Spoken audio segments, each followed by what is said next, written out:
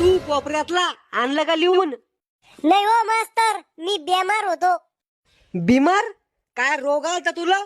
Corona virus झालता का? नाही हो मास्तर, सर्दी खोकला झालता. खोकला? बिड्या पिलता काय?